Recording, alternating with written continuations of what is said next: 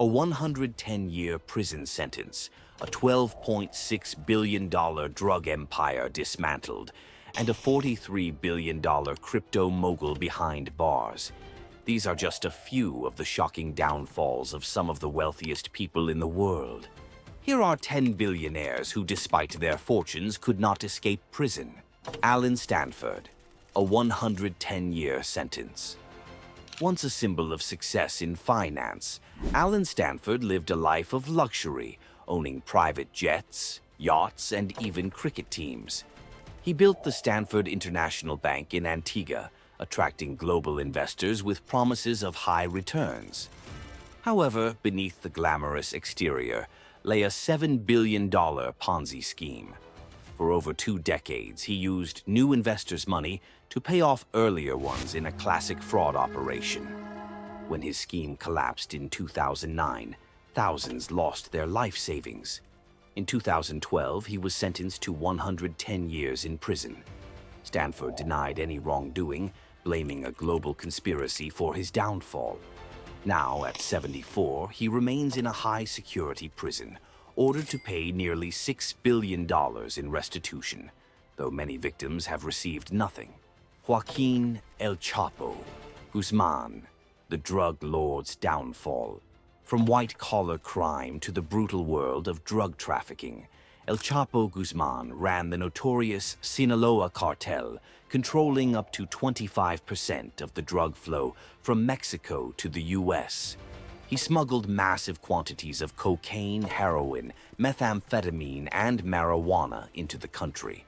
His reputation grew due to his dramatic escapes, first in 2001, hidden in a laundry cart, and then in 2014, through a mile-long tunnel leading to his prison cell. However, in 2016, under U.S. pressure, Mexico extradited him. In 2019, he was convicted of drug trafficking, money laundering, and criminal enterprise, forfeiting $12.6 billion. Now he serves a life sentence in the ADX Florence Supermax prison, isolated from the world he once dominated. Prakash Hinduja, the cost of exploitation. As a patriarch of the wealthy Hinduja family, Prakash Hinduja enjoyed decades of luxury with a net worth of $20 billion. However, in 2023, his world crumbled when he was convicted of exploiting domestic workers in his Swiss villa. Workers from India were promised better lives but ended up in grueling conditions, forced to work 18-hour days while their passports were confiscated. Many slept on basement floors without basic comforts. Though human trafficking charges were dismissed, Hinduja and his family were convicted of labor exploitation and sentenced to 4 to 4.5 years in prison. Authorities even seized assets, including precious jewels, as collateral for future penalties. Changpeng CZ Zhao, the crypto king behind bars, known as CZ, Changpeng Zhao built Binance into the world's largest cryptocurrency exchange, amassing a $43 billion fortune. However, U.S. authorities accused Binance of violating anti-money laundering laws and failing to prevent illicit transactions linked to terrorism. Zhao's approach to regulations was lax. He once told his team it was better to ask for forgiveness than permission. Prosecutors sought a 3-year sentence, citing national security risks, but the judge sentenced him to only 4 months, considering his cooperation. Though incarcerated, Zhao retains significant influence in the crypto industry through allies on Binance's board, while the company itself continues to face legal troubles. Mikhail Khodorkovsky and Platon Lebedev, the oil tycoon's reversal. Once Russia's wealthiest man, Mikhail Khodorkovsky, along with his business partner Platon Lebedev, controlled the massive oil company Yukos. However, their political rivalry with President Vladimir Putin sealed their fate. In 2003, they were arrested for tax evasion, a charge widely seen as politically motivated. The trial garnered international criticism, but instead of being released, new charges in 2011 extended their sentences. In 2013, Putin unexpectedly pardoned Khodorkovsky, and Lebedev was released a year later. Their imprisonment lasted a decade, Yukos was dismantled, and Khodorkovsky became an outspoken critic of the Kremlin. Raj Rajaratnam, Wall Street's insider trading scandal. As the founder of the Galleon Group hedge fund, Raj Rajaratnam controlled $7 billion and seemed untouchable. However, in 2009, the FBI exposed his extensive insider trading network. Using informants, he obtained confidential company information to make illegal stock trades. In 2011, he received an 11-year sentence, the longest for insider trading at the time. His case marked a major crackdown on financial crime. In 2019, he was released under the First Step Act after serving 8 years. John Kapoor, the opioid crisis. Kingpin founder of Insys Therapeutics, John Kapoor built his wealth by bribing doctors to prescribe his company's fentanyl spray, Subsys, even when medically unnecessary. His tactics fueled the opioid crisis, leading to widespread addiction and overdoses.